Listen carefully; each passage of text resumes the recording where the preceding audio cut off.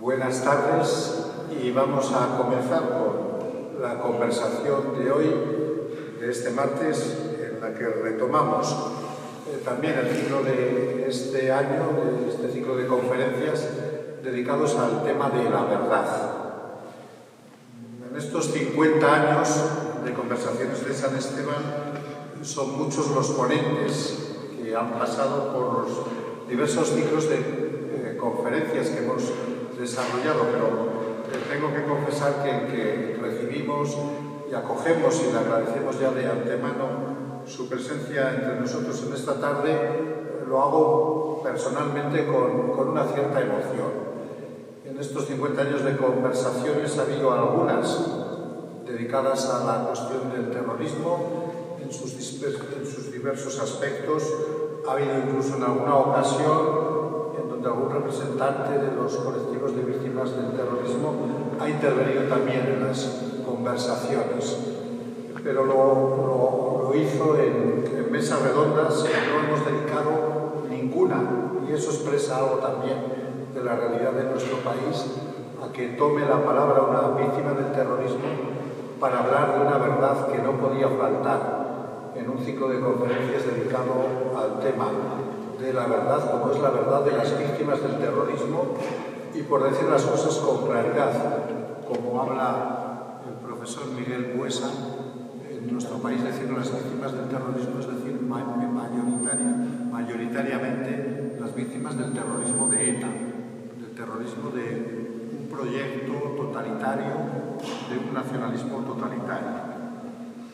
Damos las gracias al profesor Miguel Buesa, hermano de Fernando Buesa, asesinado por ETA precisamente hace 22 años, a finales de febrero del 2000, moría asesinado junto con un escolta, con una ertzaintza, en el campus de la Universidad de Vitoria, por donde transitaba en ese momento. Don Miguel Buesa, el profesor Miguel Buesa, es muy conocido también en el ámbito académico porque es una de las figuras más importantes del pensamiento económico español.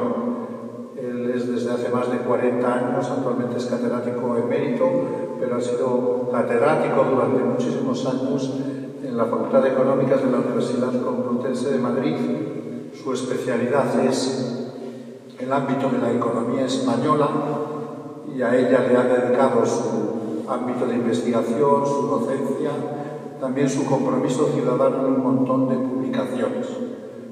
Sería suficiente para que también estuviera aquí desde esta perspectiva, desde la perspectiva económica, pero hoy está fundamentalmente desde esta condición de víctima del terrorismo a la que él también, pues como afectado y como ciudadano y personalmente, pues le ha dedicado mucho compromiso, es muy conocido sus intervenciones en los medios de comunicación. Bien, como decía antes, que en un ciclo de conferencias dedicado al tema de la verdad no podemos dejar de considerar la verdad de las víctimas del terrorismo, que insisto, porque hay que decir las cosas por su nombre. En España la mayoría de las víctimas del terrorismo son víctimas del terrorismo de ETA, de un proyecto totalitario, de un proyecto fascista, de una derivación ideológica de un proyecto nacionalista. Es una verdad que es la de una parte muy importante de la historia contemporánea de España, de la historia reciente de nuestro país, y es una verdad que no siempre es recordada, reconocida, reflexionada. Es una verdad, y lo sabemos, que pretende ser también silenciada o al menos suavizada o al menos reinterpretada desde proyectos ideológicos y desde proyectos de determinados ámbitos del poder económico, del poder político fundamentalmente, ¿no? Y es una verdad ante la que todos tenemos el compromiso de recordar, de presentar, de transmitir a las generaciones más jóvenes, porque del recuerdo de esta verdad depende la calidad moral de nuestra sociedad. Bueno, pues voy a presentar de manera muy breve, porque su currículum es muy amplio, quién es don Miguel Buesa Blanco, que es por todos conocido. Él nació en una localidad muy significativa del País Vasco, de Vizcaya, en Gernika. Es doctor en Ciencias Económicas y Empresariales por la Universidad Complutense de Madrid, en la que es actualmente catedrático emérito, en donde ha ejercido por un periodo de mayor de 40 años su docencia y también su investigación, sobre todo en la cátedra de Economía Aplicada. Ha sido investigador del Instituto de Análisis Industrial y Financiero, donde lideró un grupo que trabaja en los campos de la economía e innovación y la economía del terrorismo. Desde 2006 hasta el 2014 dirigió la Cátedra de Economía del Terrorismo, promovida por la Universidad Complutense de Madrid y la Fundación de Víctimas del Terrorismo. Ha colaborado, además de su docencia en la Universidad Complutense de Madrid, en muchísimas universidades de España, de otros países, ¿no? Por citar algunas, de la Universidad Carlos III, en la Universidad Amistad Internacional de La Rioja, en la UNIR, en la Sociedad de Estudios Vascos, en la Fundación Ortega y Gasset, en la Politécnica de Madrid, por supuesto en la Universidad Internacional Menéndez Pelayo. Pues sería enorme, ¿no?, la lista de universidades, de centros superiores en donde ha ejercido la docencia en su especialidad. Es actualmente patrono de la Fundación para la Libertad, que es una entidad creada para promover el trabajo intelectual y político destinado al combate contra el terrorismo y a la recuperación de la libertad en el País Vasco. En 2003 recibió la medalla de la Orden del Mérito Constitucional por sus actividades al servicio de la Constitución y de los valores y principios allí establecidos. Entre 2002 y 2007 ha sido el presidente del Foro de Ermua. Ha sido también colaborador de distintos medios de comunicación, una publicación tan importante en el periodo de la transición como fue Cuadernos para el Diálogo, en diversos periódicos de alcance nacional, también de alcance regional.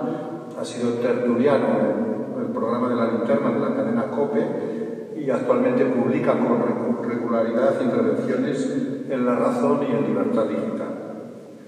En el terreno de la investigación científica, pues ha desarrollado enormes y numerosos proyectos a cuya financiación han contribuido muchos organismos internacionales, entre ellos muchos dependientes de la Comisión de la Unión Europea.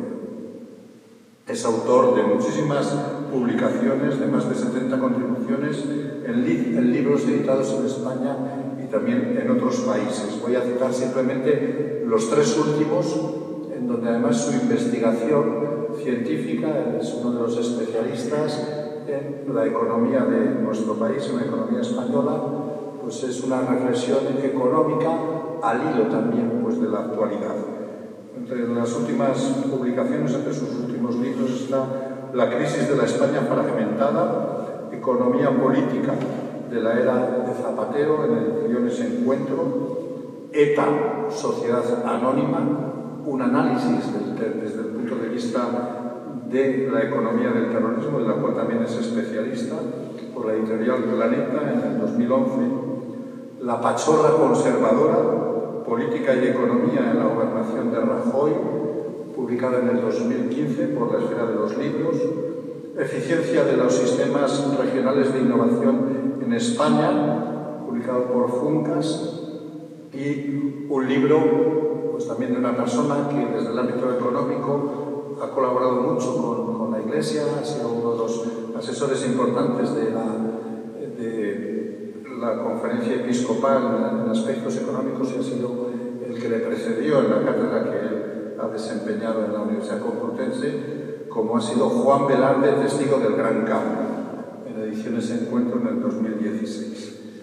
Y también pues innovación, crecimiento y competitividad, el papel de la política tecnológica en España, también publicado por Funcas en 2020, y su última publicación más reciente dedicada precisamente al tema del coronavirus.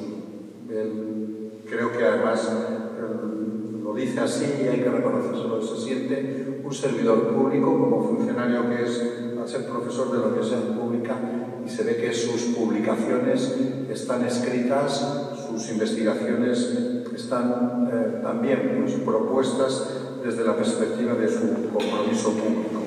Pues ha dedicado una obra a analizar la situación económica, política en relación con el COVID, que es el coronavirus en España, incompetencia y fracaso en la gestión de la crisis, publicado en la prestigiosa editorial Marcial Pons de Madrid en el 2020. Pues Miguel, de verdad, muchísimas gracias por el esfuerzo. Tengo que decir además que de todos los ponentes, que en el tiempo que yo llevo de director de la cátedra, sino que me dio la respuesta con más celeridad, diciendo que venía prácticamente a la vuelta de correo y sin ninguna complicación, simplemente pues se puso al servicio de este ciclo, y de verdad que te doy las gracias por el esfuerzo de venir a Salamanca en las condiciones además en las que estamos, y que también pues recibas por nuestra parte, ¿no?, nuestro respeto, desde luego nuestra consideración y nuestro compromiso también con todas las víctimas del terrorismo y con toda esta verdad que, como decía al principio, de mantenerla, de conservarla, de reflexionar sobre ello, depende la calidad moral de nuestra sociedad. Pues muchas gracias, Miguel. Bueno, pues muchas gracias, Ricardo. Te agradezco la invitación. Es verdad que contesté inmediatamente porque cuando me lo planteaste, pues me pareció que era un asunto que me interesaba. Y también se lo agradezco a la facultad, naturalmente, que me haya invitado a este ciclo. A lo largo de la conferencia voy a proyectar unas fotografías con un comentario para cada una de las partes en las cuales he dividido mi exposición. Esas fotografías y ese comentario, en mi opinión, puede ser que la suya no sea así, sintetiza la idea fundamental de cada una de esas partes. La primera de ellas se titula Testigos de una verdad terrible. En un principio se me planteó pronunciar esta conferencia sobre la verdad de las víctimas en general, pero rápidamente opté por circunscribir el tema de las víctimas a las víctimas del terrorismo. La razón es muy sencilla. Yo mismo me convertí en víctima cuando un 22 de febrero ETA asesinó a mi hermano Fernando. Su cadáver quedó destrozado, despedazado más bien, sobre la hierba del campus universitario de Vitoria, alcanzando también a la extraña que le acompañaba, Jorge Díez Elorza. En su memoria, la de los dos, he dedicado una buena parte de mi trabajo intelectual a la investigación sobre el terrorismo durante los más de 20 años que han transcurrido desde aquel acontecimiento. Si queremos entender la verdad de las víctimas del terrorismo, tenemos que tener presente que el terrorismo es una manifestación de la política.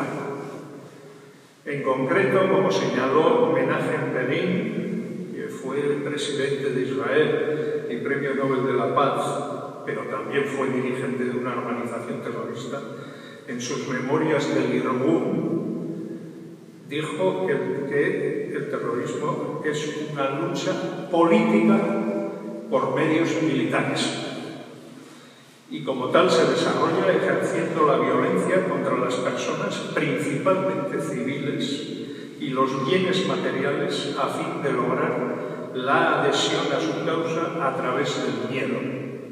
Su objetivo es doblegar la voluntad de los ciudadanos y del Estado hasta que acaben desistiendo de mantener el sistema político y acepten las exigencias de dominación o de poder de las organizaciones que practican ese terrorismo. Conviene puntualizar que los medios militares a los que aludía Begin no se sujetan a los principios constitutivos de lo que, como denominó Michel Ignatieff, constituye el honor del guerrero, sino que más bien van contra esos principios. de manera que no se respetan las reglas del derecho internacional de la guerra, y ello obliga a considerar el terrorismo como un ejercicio radicalmente ilegítimo de la violencia.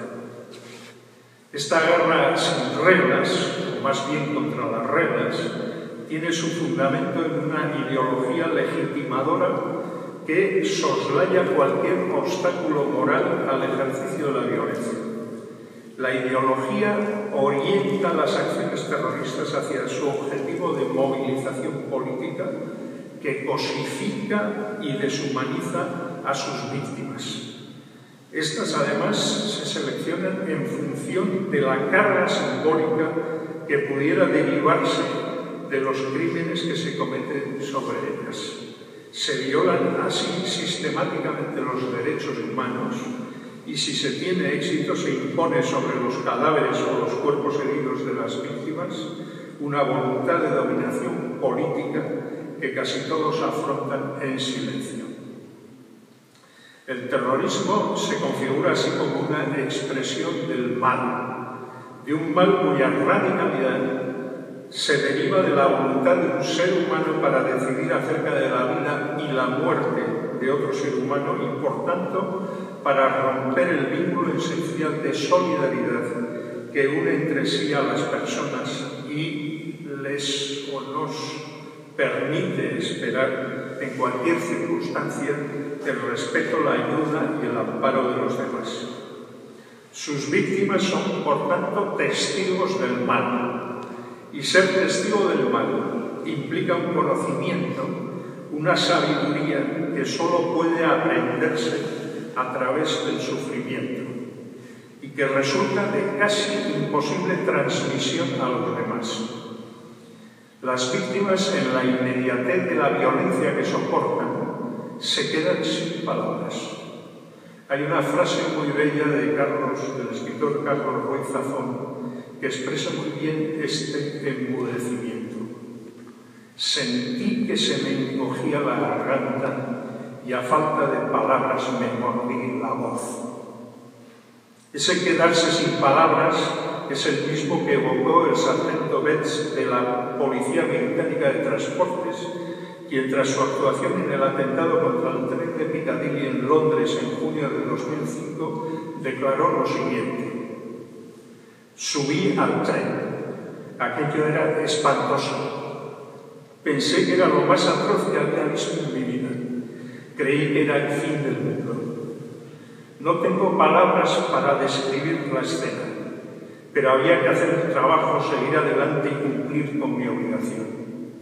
Mientras estuve allí dentro, tuve una sensación de soledad como jamás pensé que fuera posible sentirla. Lo único que quería era encontrar a un amigo o a quien fuera y darle un abrazo.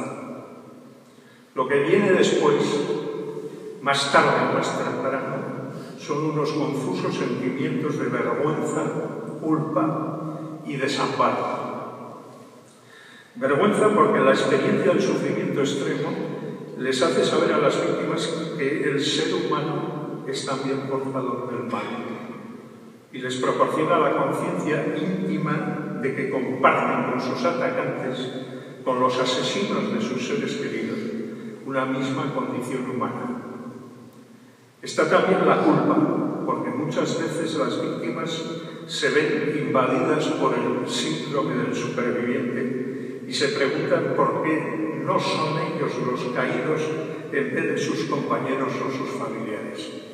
El italiano Lorenzo Pinto, que perdió a su hermano Luigi en la masacre de Brescia en 1974, lo expresó con nitidez.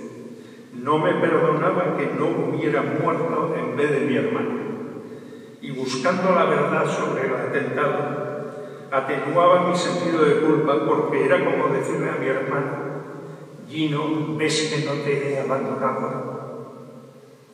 Y queda asimismo el desamparo porque ser objeto de un crimen terrorista supone un desafío que reta todo lo esperado y hace perder la confianza en los demás, muy especialmente en las instituciones, a las que se achaca que no han cuidado de nosotros que no nos han socorrido, que nos han dejado abandonados. Pérdida. Ser víctima del terrorismo constituye un acontecimiento inesperado para casi todos los que han sido alcanzados por él. Una investigación que realizó la AVT entre sus afiliados destacó que el 86% de ellos nunca pensaron que podrían sufrir un atentado. Del 14% restante, solo unos pocos, el 1,9%, habían sido avisados de la amenaza concreta que se cernía sobre ellos, aunque la mayor parte, 10,7%, tomaba precauciones para evitar lo que consideraban un peligro más bien genérico. Las víctimas del terrorismo fueron así sorprendidas porque sencillamente no eran portadoras de ninguna culpa. Nótese en esto la grave injusticia cometida por quienes, en el caso de ETA, difundían aquel algo habrá hecho con el que se eludía la responsabilidad de la violencia, justificándola implícitamente. No sorprende entonces que las sensaciones de desconsuelo, de radical abandono, sean dominantes entre las víctimas del terrorismo con independencia de sus sentimientos, de que sus sentimientos puedan o no corresponderse con la realidad. El proyecto FEMIS de la AVT, de la Asociación de Víctimas del Terrorismo, proporcionó a comienzos de la década del 2000 datos muy interesantes que aluden a este desamparo. De esta manera, casi todas las víctimas, el 99,5%, consideraban que no se les había hecho justicia. Por otra parte, 7 de cada 10 piensan o pensaban en aquel momento que las instituciones no les apoyaban, incluso a pesar de que pudieran ser beneficiadas del amplio abanico de ayudas e indemnizaciones con las que en España se atiende a esas personas. Asimismo, 3 de cada 4 víctimas rechazan recibir noticias sobre el terrorismo, principalmente porque cada nuevo atentado les hace revivir su sufrimiento. Del mismo modo, casi 4 de cada 5 ni siquiera se han informado acerca de los causantes de su tragedia. Por ello nos sorprende que en el 90% de los casos las víctimas no asistieron al proceso en el que se enjuiciaba a sus autores. Señalemos finalmente que algo más de 2/3 de las víctimas jamás volvieron al lugar donde se cometió el atentado correspondiente. Diré sobre esto último. En el verano de 2001, un año después del asesinato de mi hermano Fernando, me reuní en la anteiglesia de Forma, un pueblecito muy cercano a la Guernica, mi lugar de nacimiento, con unos cuantos viejos amigos. Asistía a aquella comida una de las hijas de Augusto Unceta, que fuera presidente de la Diputación de Vizcaya, asesinado en 1977. Mi amiga me confesó que tras el atentado su familia se había trasladado a Bilbao y que desde entonces jamás había vuelto a pisar Guernica, que nunca se bajaba del coche cuando atravesaba el que constituía el paisaje de nuestra infancia y juventud. ETA se lo había arrebatado para siempre. Por otra parte, los daños psicológicos son muy relevantes. Como destacó el profesor Enrique Echegurío de la Universidad del País Vasco, los atentados terroristas producen en sus víctimas, y cito textualmente, una quiebra del sentimiento de seguridad en sí mismas y en los demás seres humanos, una pérdida de la confianza básica y de la integridad del propio yo. Además, la experiencia traumática es en este caso más intensa y duradera de la que pueden ocasionar otras conmociones como las catástrofes naturales, los accidentes o las enfermedades. El que fuera presidente del sistema de hospitales públicos de Nueva York, Luis Rojas Marcos, en el momento era presidente, en el momento de los atentados de las Torres Gemelas, lo explicó en el libro que dedicó a ese acontecimiento, señalando, y cito textualmente, que la violencia entre las personas no forma parte de lo que esperamos en general de nuestros compañeros de vida y contradice los principios que dan sentido a la existencia. Fruto o consecuencia de ello es el hecho de que la probabilidad de que una víctima del terrorismo experimente un trastorno psiquiátrico, muy importantemente un síndrome de estrés postraumático, aunque también otros como la depresión, ansiedad e incluso las adicciones al alcohol o a las drogas, puede llegar a ser hasta 5 veces mayor que para cualquier miembro de la sociedad. La prevalencia de estas enfermedades alcanza el 52% entre los supervivientes de atentados, con un recorrido que va desde el 70% antes de que hayan transcurrido 2 años del atentado hasta el 45% pasados 20 años del atentado. Entre los familiares de las víctimas, la prevalencia promedio es del 36%, con un recorrido que va del 40 al 30% en ese mismo periodo de tiempo de 20 años. Comparemos estos porcentajes con los que se producen en otros casos para ilustrar el tremendo trauma que experimentan las víctimas del terrorismo. En el conjunto de la población española, la prevalencia psiquiátrica oscila entre el 11 y el 20%. Para las víctimas de accidentes de tráfico se estima en torno al 14%. Y en el 20% para los damnificados de catástrofes naturales. Solo las víctimas de agresiones sexuales o de malos tratos en el ámbito familiar llegan a prevalencias del 50%, similares a las que acabo de señalar para las víctimas del terrorismo. Quienes experimentan la maldad humana comparten así un daño psicológico de difícil reparación. Y a todo ello hay que añadir que también la salud física se resiente. Un estudio sobre el País Vasco señala de esta manera que las víctimas de atentados registran una incidencia de enfermedades somáticas 4 veces mayor que el resto de la población. Macrovíctimas. Recordemos al maestro que está en la fotografía, Antonio Beristain. Este hombre, jesuita, catedrático de Derecho Penal y sobre todo amigo de las víctimas,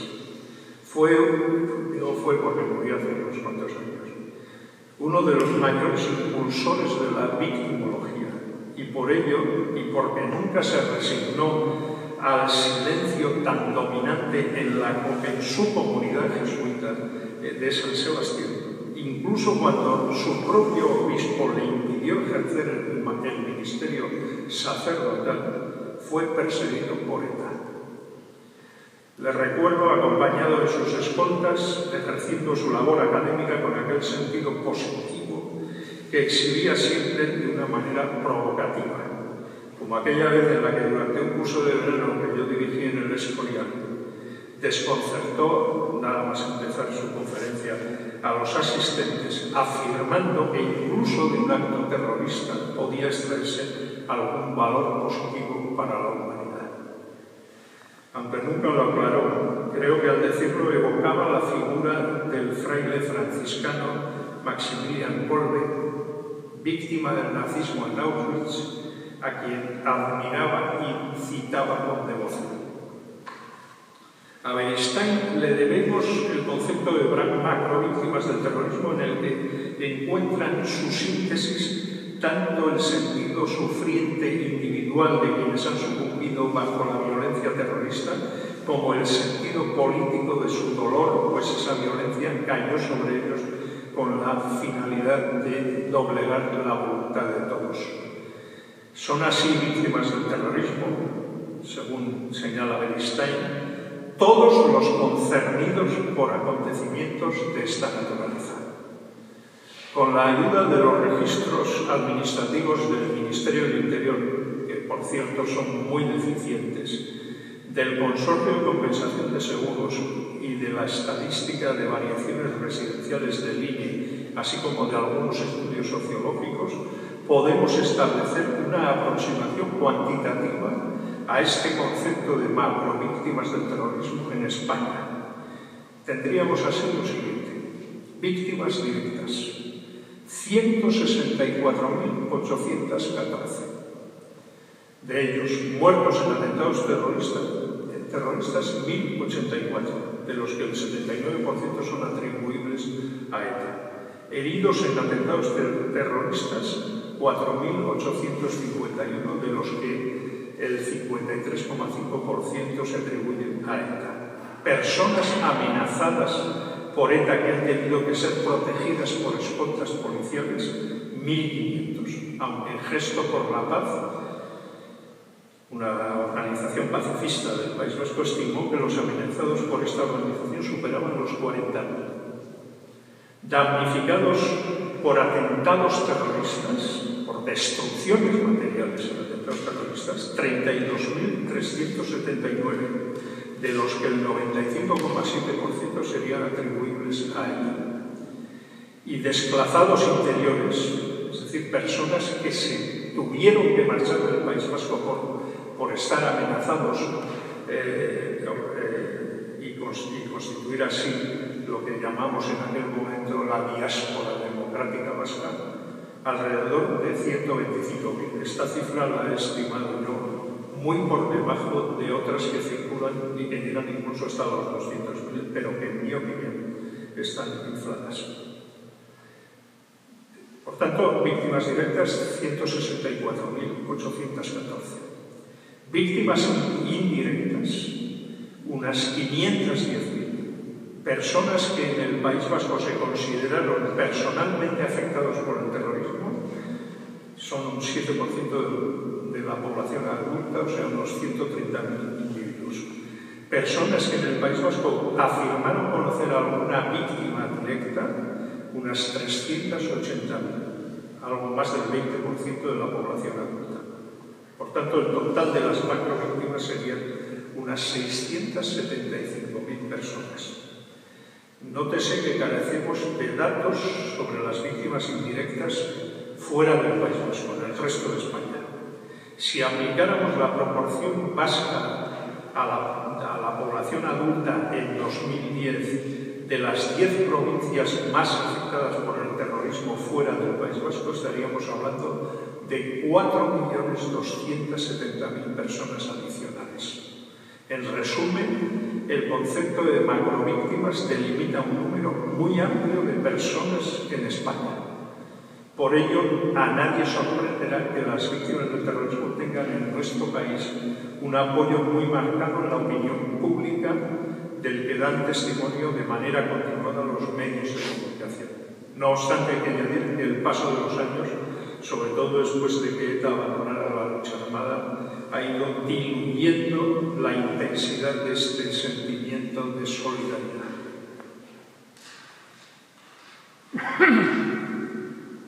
Resistencia. Las víctimas del terrorismo han sufrido generalmente en silencio su desgracia y, como hemos visto antes, en muchos casos se han desentendido del mundo para poder sobrevivir. Pero eso no ha sido todo. Entre ellas han surgido notorios casos de resistencia contra el embate terrorista que han contribuido tanto a la deslegitimación de las organizaciones terroristas como a su final, como es el caso de ETA. Permítanme que personalice ahora esta actitud de resistencia, esta práctica de resistencia, en Jaime Larrina, que es quien aparece en la fotografía. El cura de Maruri, que acosado por los nacionalistas por denunciar desde el púlpito de su iglesia en los crímenes de ETA y desamparado por su propio obispo, tuvo que abandonar su pueblo y exiliarse en Madrid. Allí le conocí yo, en Madrid. Él con Beristain, al que hemos visto antes, y con Fernando García de Cortázar, jesuita e historiador muy conocido, son casi los únicos ejemplos de sacerdotes vascos que han hecho frente a ETA. A Jaime Larrina le debemos un testimonio de solidaridad con los oprimidos por ETA. Un testimonio que le llevó a vivir escoltado durante años y que cuando acabaron las acciones armadas de esta organización le condujo a trabajar con los indios de la sabana venezolana en el estado Ciudad de Bolívar.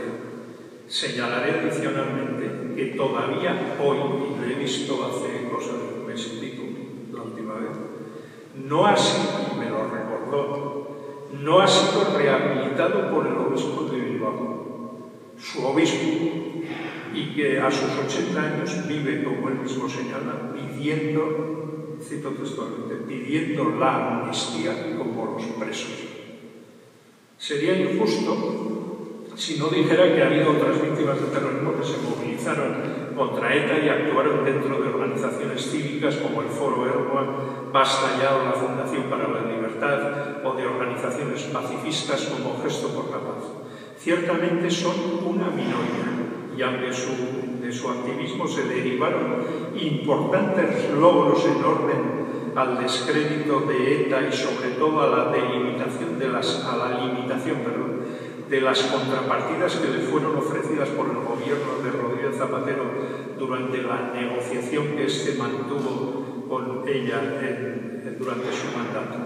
Hablamos de un grupo bastante reducido en el que seguramente no había más de 2 centenares de personas activas, implicadas en tareas organizativas o de comunicación, o que se destacaron como donantes de recursos financieros y materiales. La sociología, a través de los estudios del grupo del Euskobarómetro, nos ayuda de nuevo a delimitar las dimensiones de estos fenómenos. En el País Vasco ha existido mucho miedo para participar en política. Entre el 25 y el 40% de la población, según los años y a lo largo de décadas, según fuera el nivel de la actividad terrorista. Y ese miedo se concentraba principalmente en el segmento de la población no nacionalista, con independencia de que fueran votantes de izquierda o de derecha, o de que su origen fuera autóctono o inmigrante. Por otra parte, la mayoría de los vascos, 6 de cada 10, jamás se movilizaron contra ETA. Es interesante observar que esta proporción es casi la misma de quienes se consideraban nacionalistas, es la misma entre quienes se consideraban nacionalistas y entre quienes rechazaban el nacionalismo. Un poco más baja entre estos últimos, pero solo un poco más baja.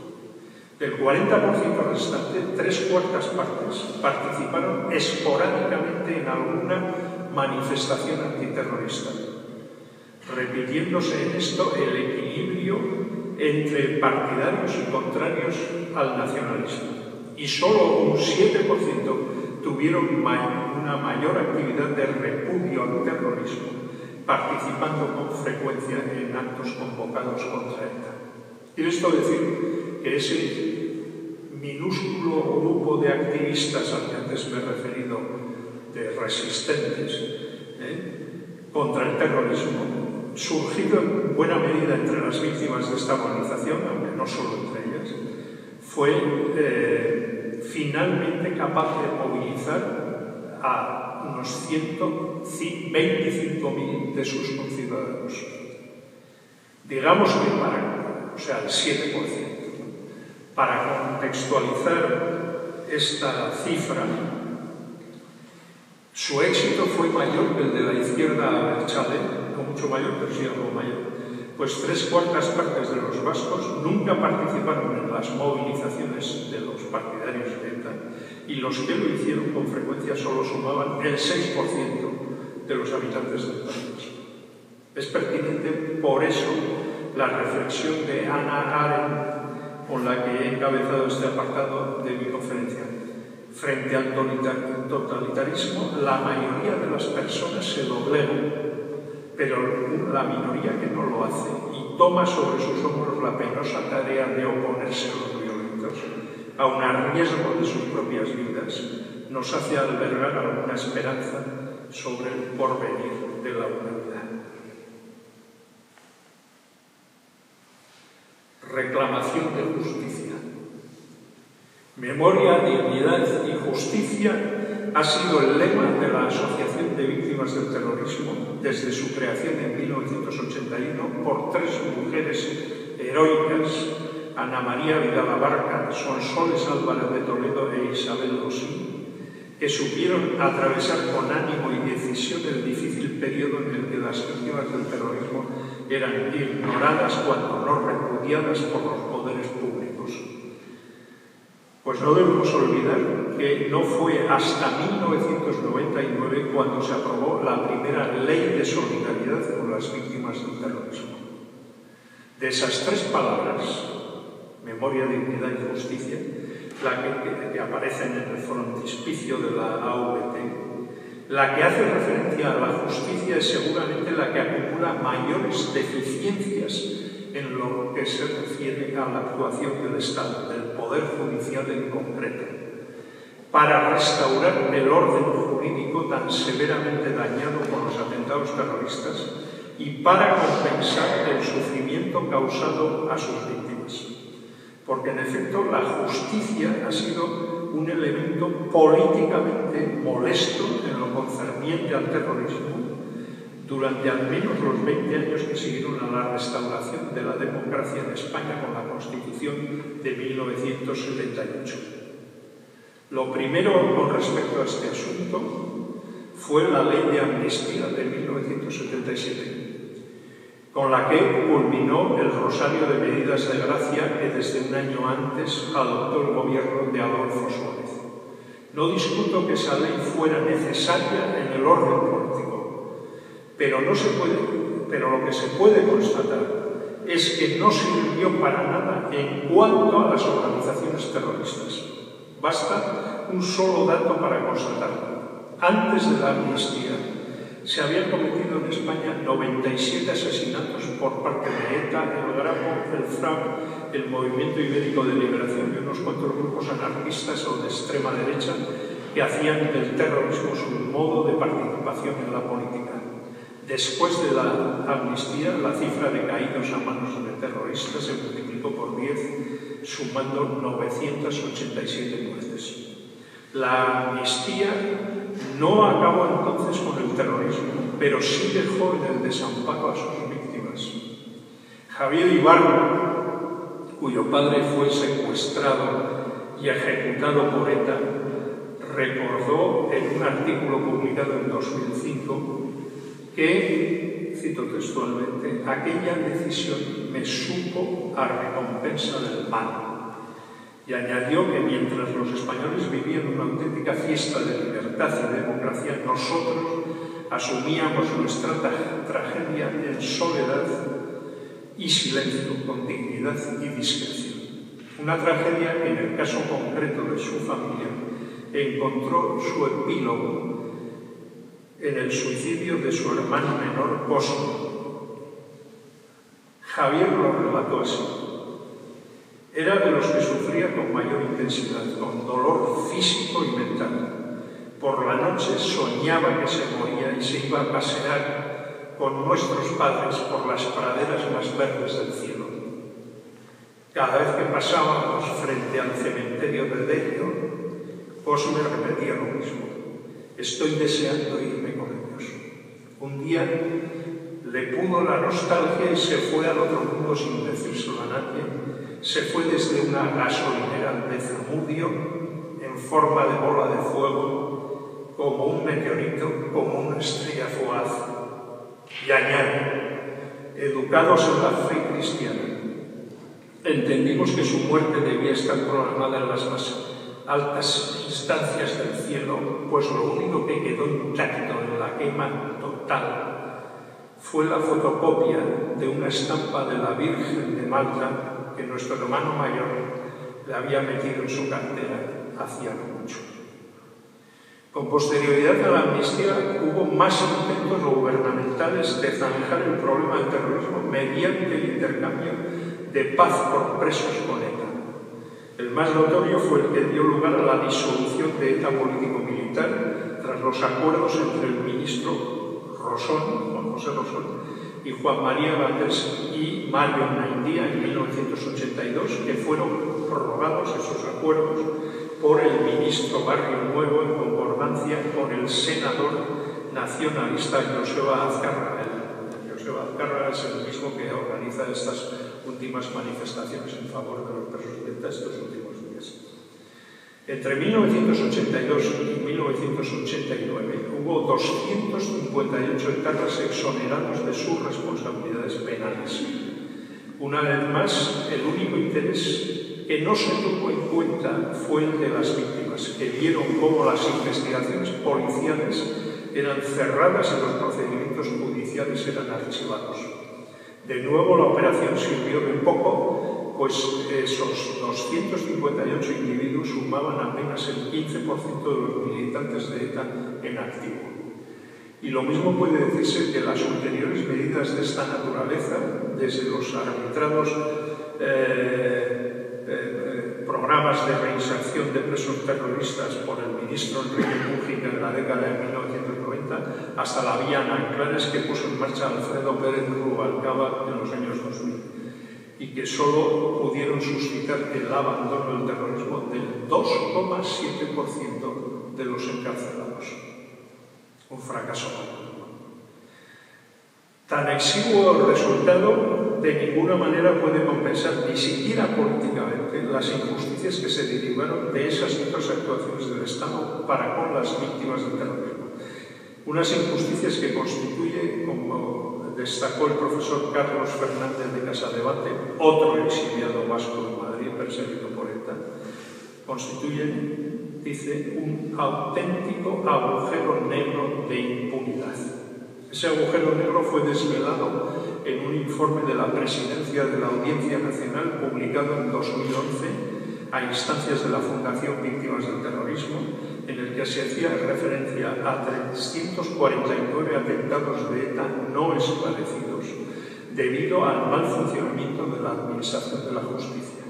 Había 66 sumarios ilocalizables, que sin embargo se recuperaron en los 2 años siguientes. Quedaban otros tramitándose en juzgados vascos que eran incompetentes en la materia y debieron inhibirse en favor de la Audiencia Nacional, pero no lo hicieron. Se había declarado la prescripción de más de un centenar de atentados de manera irregular y había otros que habían sido destruidos a pesar de referirse a atentados sin resolver. Por cierto, ayer mismo se publicó que una víctima de ETA había sido indemnizada con 10.000 euros porque el sumario del atentado en el que pereció su familiar ha desaparecido, fue destruido. Y a todo ello habría, bueno, una indemnización ridícula, por cierto, y a todo ello habría que sumar los asesinatos cometidos por ETA político-militar, a los que antes, la organización que se disolvió, a la que antes me he referido, y a los que se dio carpetazo tras su decisión del abandono de las armas. Hay algunos testimonios de cómo se hicieron las cosas en la Audiencia Nacional. Allí llegaba el etarra, le habían dicho: diga usted que no a todas las preguntas que se le hagan. Llega uno y dice: ¿participó usted en el atraco a no sé qué entidad tal cual? Y entonces él dijo: sí.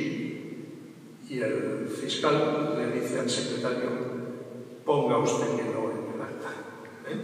Así se resolvieron las cosas.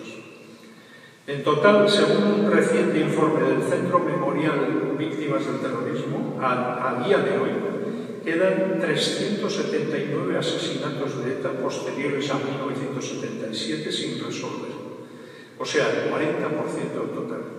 Hay además 5 casos de desapariciones. Los 3 trabajadores gallegos, José Humberto Fouz Escobero, Jorge Juan García Carneiro y Fernando Quiroga Veiga, que fueron un día de 1973 a San Juan de Luz para ver la película El último tango en París y fueron hechos desaparecer por ETA. Eduardo Moreno de la Leche, Perdu, dirigente de ETA político-militar, seguramente asesinado por sus oponentes de ETA militar. y José Miguel Echevarría Álvarez Naparro, presunto miembro de ETA, probablemente asesinado por el Batallón Vasco Español. En resumen, la reclamación de justicia por parte de las víctimas del terrorismo solo ha sido parcialmente satisfecha por un Estado en el que la negligencia ha sido notoria y los errores políticos manifiestos. Un Estado que además hizo muy poco por los extorsionados, a los que solo en contados casos se protegió, los desplazados por la amenaza terrorista a los que antes me he referido, cuyos derechos políticos fueron cercenados, o los directamente amenazados por ETA, una parte de los cuales se les dio protección policial, pero que en muy pocos casos han sido reconocidos como víctimas en aplicación de la ley, porque efectivamente la ley de víctimas establece una categoría, una pequeña distinción a aquellos que, como yo, hemos sido perseguidos y hemos vivido con un policía delante y otro detrás durante años. Pues no nos han reconocido, no se ha aplicado ese artículo de la ley, supongo que en casi ningún caso.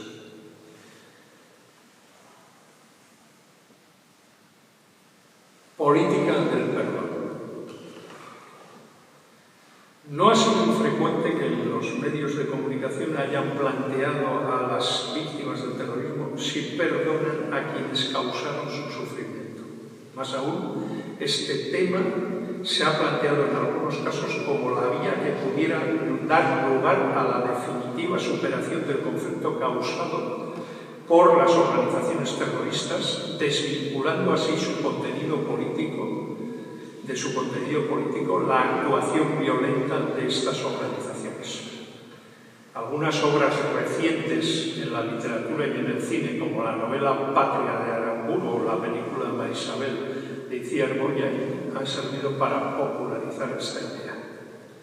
No negaré que en efecto ha habido víctimas, y yo conozco unas cuantas, que han perdonado a sus agresores, las más de las veces en un acto de naturaleza altruista, incluso sin tener ningún conocimiento acerca de sus atacantes. Pero ello no oculta que seguramente la mayoría ni siquiera se lo ha planteado. Y desde luego ninguna de las asociaciones que han agrupado a las víctimas españolas del terrorismo ha propugnado el perdón personal, aun cuando han desechado siempre la idea de la venganza. Esas asociaciones reclaman justicia y por ello, como señaló en cierta ocasión Cristina Cuesta, una de las principales promotoras del movimiento cívico contra el terrorismo y ella misma víctima de ETA, es un insulto hablar de perdón sin hablar de memoria, verdad y justicia. Esta cuestión del perdón a los terroristas se puede plantear desde una perspectiva jurídico-política como resultado de algún proceso negociador en el que el Estado, con la finalidad de dar por superado el conflicto político violento a que ha dado lugar el terrorismo, hace uso de su prerrogativa para indultar a los condenados por ello. Una política del perdón de esta naturaleza, que en España tendría la singularidad de tener que ser aplicada de manera individualizada, sería siempre discutible por resultar contradictoria con los valores superiores de justicia e igualdad que la Constitución proclama. El perdón regio, en el caso de aplicarse, instauraría así un estado de injusticia con respecto a las víctimas causadas por el indultado, pues como señaló Kant, el derecho de gracia con respecto a los crímenes de los súbditos entre sí debe ser rechazado, porque en tales casos la impunidad es la suma injusticia contra ellos. Y además se daría un tratamiento desigual a los delincuentes convictos por delitos similares por un simple hecho de que unos, los terroristas, los cometieron por un impulso político y los otros no. Porque recuerdo que los crímenes terroristas son asesinatos, extorsiones, robos, etcétera, etcétera, los mismos que cometen otras personas que no son terroristas.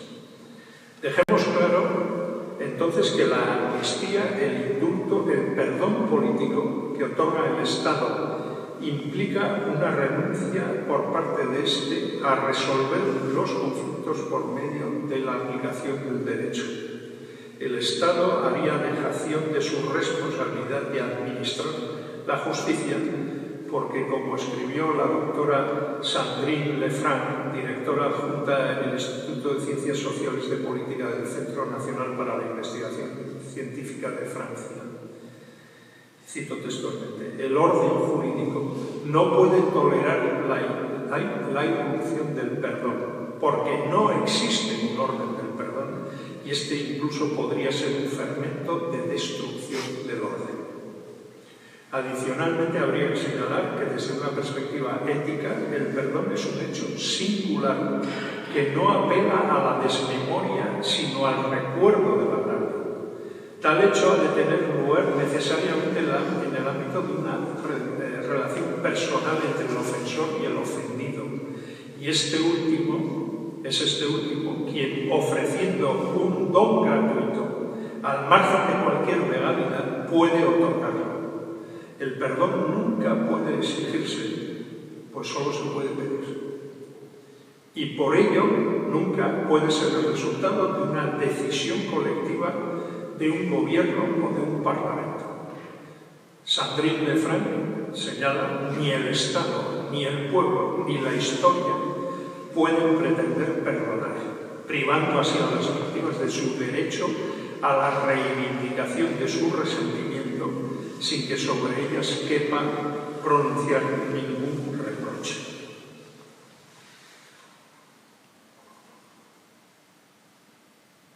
Epílogo.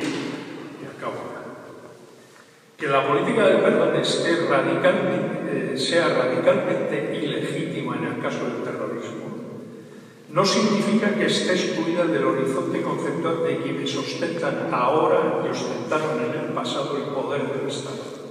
A lo largo del último año hemos asistido así a los prolegómenos del último intento de aplicarla, con el traslado de los presos de ETA al País Vasco, a las provincias limítrofes, a la espera de que, tras el correspondiente traspaso de competencias, el gobierno vasco aplique un programa de excarcelaciones y cambios de grado. El artífice de esta política no ha sido otro que el ministro Grande Marlaska, quien, en contradicción con su condición de jurista, ha seguido el viejo procedimiento de hacer la vista gorda, revistiéndola de unos formularios que carecen de encaje en la legislación penal y penitenciaria, tal como han puesto de relieve ya varias sentencias de la Audiencia Nacional. Hacer la vista gorda con los presos de ETA le ha rendido apoyos políticos al gobierno de Pedro Sánchez. Pero en el otro extremo de la balanza, en nombre de una impostura que llaman paz, se han ido acumulando una tras otra las injusticias sufridas por las víctimas del terrorismo. Mi hermano Fernando Buesa, poco tiempo antes de ser asesinado, dejó dicho en un discurso ante las Juntas Generales de Álava, donde era portavoz del Partido Socialista, que, cito textualmente: la paz sin justicia no es paz. La justicia exige que los daños que se causaron se reparen.